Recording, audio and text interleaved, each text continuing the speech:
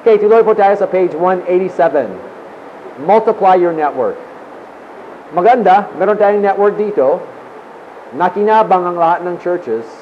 Lalo maganda kung ang network na ito ay magmamultiply para mag-produce ng panibagong network or more than one panibagong network.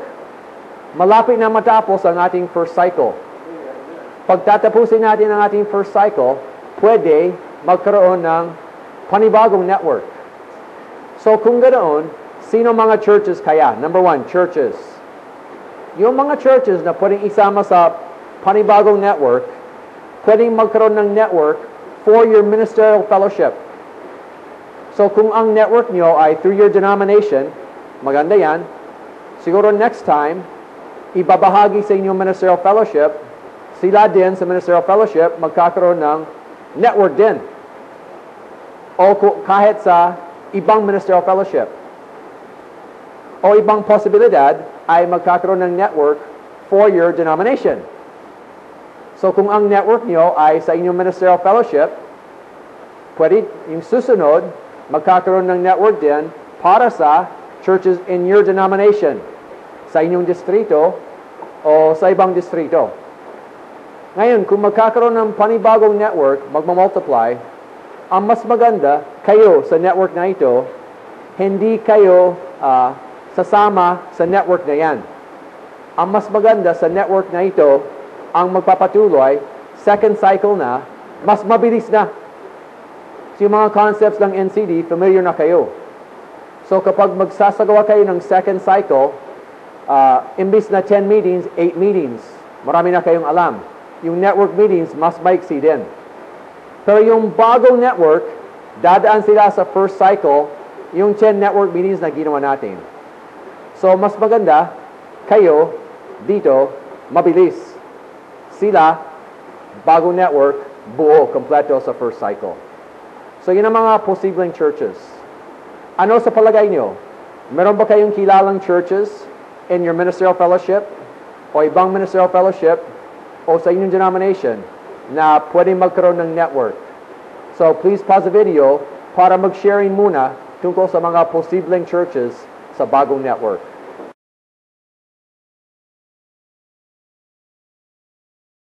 Okay, kung magkakaroon ng iba pang churches, bagong network, sino kaya ang magiging facilitators? Number 2, sino magiging facilitators? Isang option, kung sino makakatapos dito sa network natin, kayo ay magiging facilitator sa panibagong network. Pag nakatapos kayo dito, naranasan na, marunong na, at lalong pwedeng palawakin ang bunga mo kung ikaw ay magiging facilitator para sa kanila. Kung ganoon, kung ikaw o yung team nyo ay magiging facilitator sa bagong network, ang maganda ay ang inyong implementation sa New Weakest Quality, gagawin nyo sabay sa kanila. So, bagong network, dadaan sila sa first cycle, kayo actually sa second cycle, pero sumunod sa kanila sa first cycle. Kung ganoon, sabay ang implementation sa inyong church sa panibagong network. Ang disadvantage lang sa inyo, mas mabagal. Pero alang-alang sa kanila, bagalan nyo para sumabay sa kanila. Pwede yan. Maganda yan. Tapos, kung ikaw magiging facilitator, huwag mong isipin, mag-iisa ka. Yung implementation team nyo, kayo ay magiging team para mag-facilitate sa bagong network. Tulong-tulong, buong implementation team. Ngayon, yung facilitating ng network ngayon ay mas madali kasi may VCD na tayo. Ang kailangan lang gawin, isaksak yung VCD or DVD. Hindi kailangan magturo, facilitating na lang.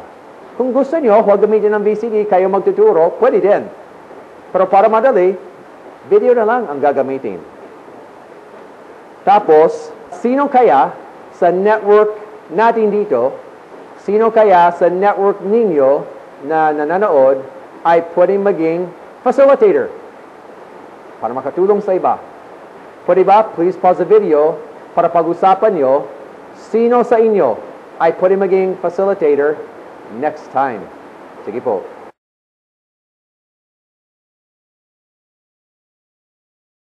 pwede po ba? Manalangin tayo na bibigyan tayo ng Panginoon ng maraming facilitators para makatulong sa maraming iglesia. Tayo po ay mananalangin.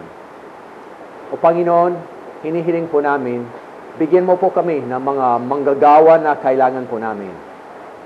Sa bawat network, hinihiling po namin, mangusap ka po sa lahat ng mga delegates, naway mangusap sa marami para tanggapin nila ang iyong tawag, para marami sa kanila ay magiging network facilitator sa mga panibagong networks. Ipakita mo po sa kanila kung sino ang pinili mo, sino ang inihanda mo po, at sino mga churches na inihanda mo po para makinabang ang marami pang churches.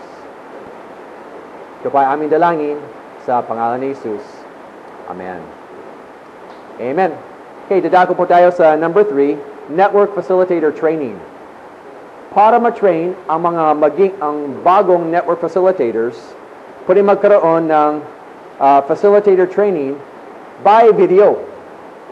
So, ang plano namin ay yung network facilitator training ilalagay sa video din. Kagaya ng pinapanood nyo ngayon. As of this date, hindi pa gawa. Pero siguro, malaking chance, by the time that you're watching this, tapos na ang facilitator training on video. So, pwede na lang gamitin ng video para ma-train ang marami sa inyo para maging network facilitator. Kung sakali, hindi pa handa ang video o kung ayaw niyong gamitin ang video, pwede magkaroon ng live trainer para mag-train ng inyong facilitators. So, pwedeng kumontak sa Philippine Challenge at pwedeng ako ang pupunta o ipapadala, marami na pwedeng gumawa ng facilitator training, sila ay pupunta sa inyo para mag-train ng facilitators. O ang pinakamaganda, kung sino ang inyong facilitator, siya ang gagawa ng training sa delegates para sila na ay magiging facilitators. So, merong materyales, pwedeng ipadala ng Philippine Challenge, pwedeng makatulong sa trainers para mag-train ng maraming facilitators. So, yan ang magandang pwedeng gawin para lalong dumami ang bunga natin. Tapos, number 4 po, yung planning. So, may ideya na tayo. In the next few meetings, pag-uusapan natin ang detalye. Kung saan ang churches talaga, sino magiging facilitator talaga, at paano tayo magkaroon ng facilitator training talaga. So next month, pag-uusapan pa natin ito. Okay, ngayon, dadako sa implementation team meeting. Bawat team, pwedeng mag-usap ngayon, pwedeng mag-set kailan ang next implementation team meeting ninyo. Date, time, and venue. So please pause the video for 3 minutes.